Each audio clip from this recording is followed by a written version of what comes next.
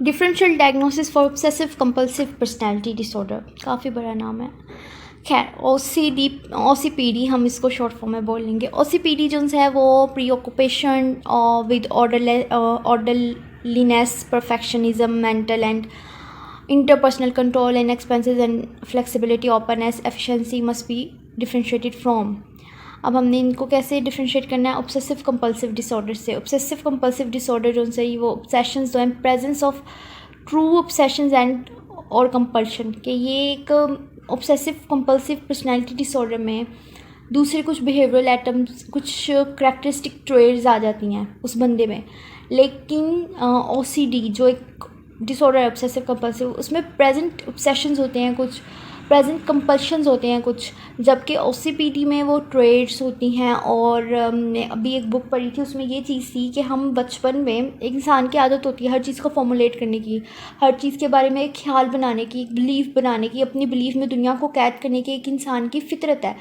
तो वो जब एक इंसान उस चीज़ों को, अपने उन बिलीव्स को ओवरली जनरलाइज्ड कर ले, कुछ बैड इवेंट्स या कुछ ऐसी बातों की वजह से, जब वो अपनी पर्सनैलिटी को अपनी जो उनसे उसका पर्सनल वर्ल्ड होता है, पर्सनल वर्ल्ड उसका दुनिया को देखने का नज़रिया वो, और अपने इर्द गिर्द के लोगों के बारे में कोई डिसफंक्शनल बिलीव बना ले, तो वहाँ पर ही शुरू होता है पर्सनैलिटी डिसऑर्डर, या वही शुरुआत होती है किसी भी और डिसऑर्डर की।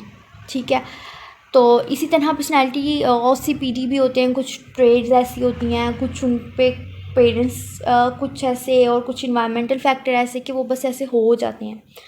अब हमने इसको पर्सनैलिटी डिसऑर्डर से, लेकिन जब हम ऑब्सेशन कंपल्शन डिसऑर्डर की बात करते हैं, वो किसी ख़ास मकसूद ट्रिगर की बात होगा। लाइक इसमें मोस्ट कॉमन एग्जांपल है हाथ धोने की, लेकिन OCPD में हम हाथ धोने की एग्जांपल जो सी है वो पर्सनैलिटी ट्रेड में नहीं करते। OCPD ऑर्डरलेसनेस है, कंट्रोल है, इंटरपर्सनल कंट्रोल के, अपने इर्द गिर्द के लोगों पे मेंटली और इंटरपर्सनली कंट्रोल रहना उनको पसंद है। एक्सपेंस ऑफ फ्लेक्सिबिलिटी, उनमें फ्लेक्सिबिलिटी नहीं होती। ओपननेस, एफिशिएंसी, वो बहुत एफिशिएंट होते हैं। परफेक्शनिस्ट होते हैं।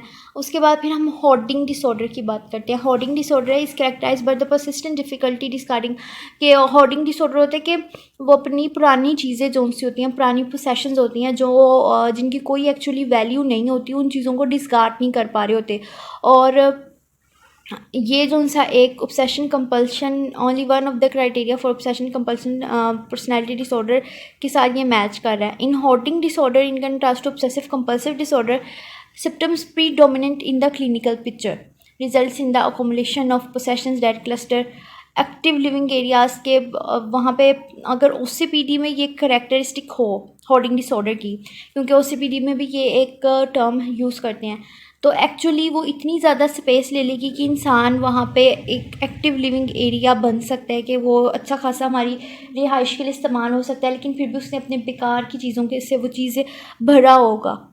ठीक है, तो वो फिर हम लेंगे OCPD पर्सनैलिटी के सिम्टम्स के लिए प्रीडोमिनेट करेंगे, या फिर उसके बाद हम OCD को पर्सनैलिटी को देखना शुरू करेंगे। If criteria are met for, अगर दोनों कंडीशंस के लिए क्राइटेरिया मेट कर रहा है तो फिर हम दोनों भी डायग्नोस कर सकते हैं एक साथ। उसके बाद perfectionism in narcissistic personality. Narcissistic personality perfectionism demand करती है सिर्फ अपने लिए और अपनी ज़ात पे, लेकिन OCD को ये चीज़ होती है कि हर चीज़ मुझसे जुड़े, अब मेरा काम, मेरा घर, मेरी हर चीज़ मैनेजमेंट, हर चीज़ ऑर्डर्ड हो, मेरी रिलेशनशिप्स भी ऑर्डर्ड हो, परफेक्शन हो।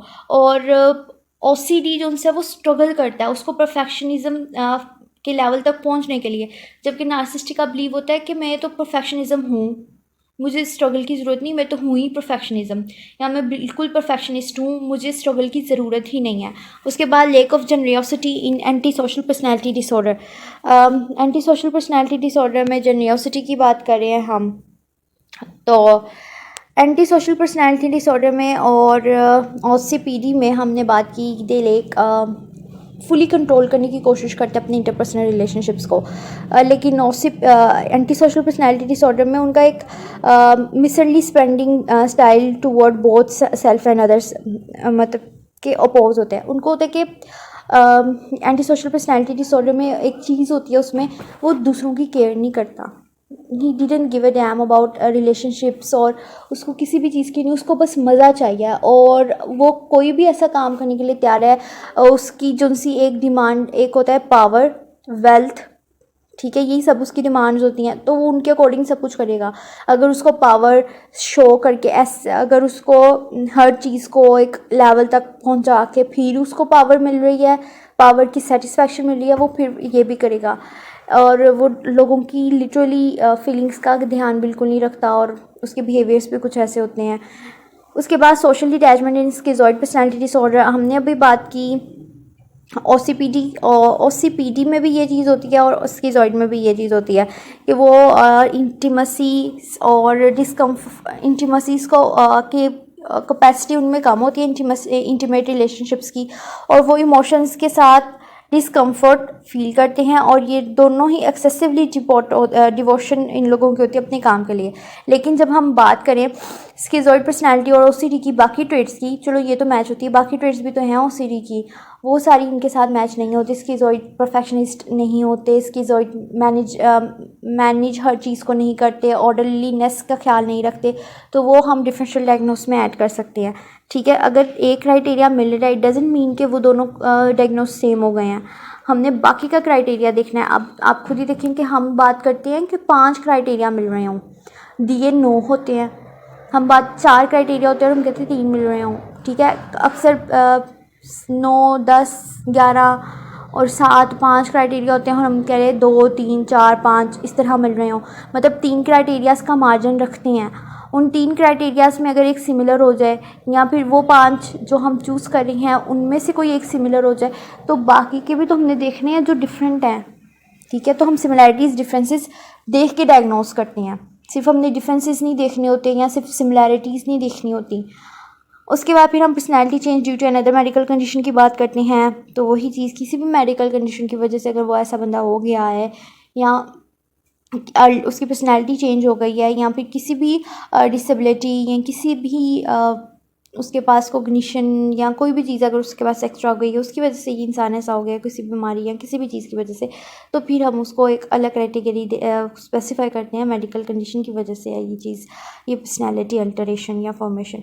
ओके, आई होप कि आपको वीडियो समझ आई हो, अच्छी लगी हो। फिर भी अभी भी कोई कमेंट है तो आप कर सकते हो, सवाल कर सकते हो, और लाइक शेयर कमेंट ज़रूर ज़रूर ज़रूर करिएगा।